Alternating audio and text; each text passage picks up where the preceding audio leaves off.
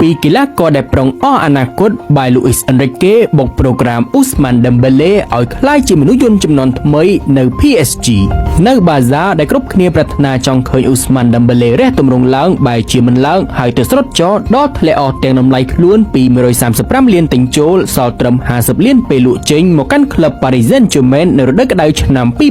2023យ៉ាងណាអ្វីដែលមិននឹកស្មានឥឡូវក៏បានជាកើតឡើងត្រឹមមួយរំពេចជាពិសេសធ្វើគ្រប់គ្នាហ៊ានដាក់ការជឿជាក់ចំពោះកីឡាករបារាំងខាងលើជប៉ុនពេកបន្ទាប់តែការចូលរួមចំណែកទម្លាក់ Liverpool ចេញពីពានធំប្រចាំឆ្នាំ UEFA Champions League កាលនៅអ្នកមានបុណ្យឈរជើងជាង6ឆ្នាំអាចរកបានត្រឹម40គ្រាប់អាស៊ី41លើកនៅ185ប្រកួតហើយកំឡុងពេលចុងក្រោយក៏មិនសូវបានលេងព្រោះតែកត្តារបួសញោមញីល្មមនឹងគ្រប់គ្នាលេងមើលឃើញពីអនាគតថ្លាត្រចង់របស់ Dembélé ទៅហើយឥឡូវជាមួយក្លឹបក្នុងទីក្រុងប៉ារីសជាមួយអ្នកចាត់ការលោក Luis Enrique ដែលធ្លាប់ជាអតីតគ្រូជោគជ័យនៅ Camp Nou ដែលនោះបានដកបានខាត់ប៉ូលីជូវីស្ណាបរោវ័យ27ឆ្នាំឲ្យក្លាយជាមនុស្សយន្តរកគ្រាប់បាល់ចំនួនថ្មីផ្អើលអស់ពិភពបាល់ទាត់តែអ្នកដឹងទេក្នុងឆ្នាំ2025ប្រចាំលីកកំពូលទាំង5តំបន់អឺរ៉ុបមិនមាននរណារកបានគ្រាប់បាល់ច្រើនជាង Ousmane Dembélé នោះឡើយនេះរាប់តាំងថ្ងៃ1ខែ1គេរកបាន21គ្រាប់សរុបឆ្លងកាត់ត្រឹម16ប្រកួតជាចំណាយជួយជោគជួយចែវក្លឹបម្ចាស់ដី Paris Saint-Germain កំពុងឈរលីក1នៅតារាងលីកអងខណៈនៅ Coupe de France និង UEFA Champions League កំពុងស្ថិតក្នុងវគ្គពាក់កណ្ដាលដាច់ព្រាត់ពលគេអាចមានឱកាសឈ្នះពានក្លឹប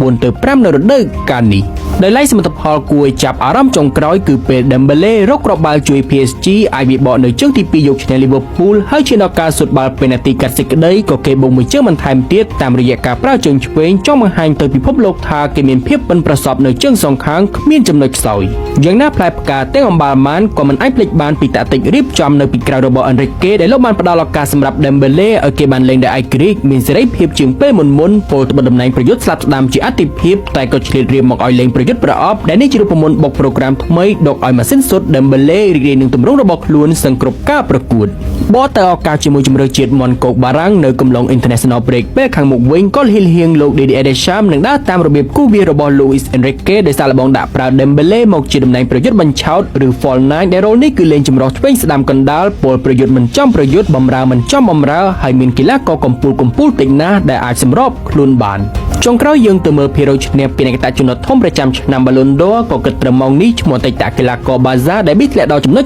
0វឹបឡើងនៅបេក្ខភាពលំដាប់ទី1ក្នុងចំណេះវិភាគជាច្រើនដែលស័ក្តិសមជាងនរណាបង្អស់ធៀបនឹងអ្នកឯទៀតមានដូចជា Rafinha, Kylian Mbappé និង Mohamed Salah ជាដើម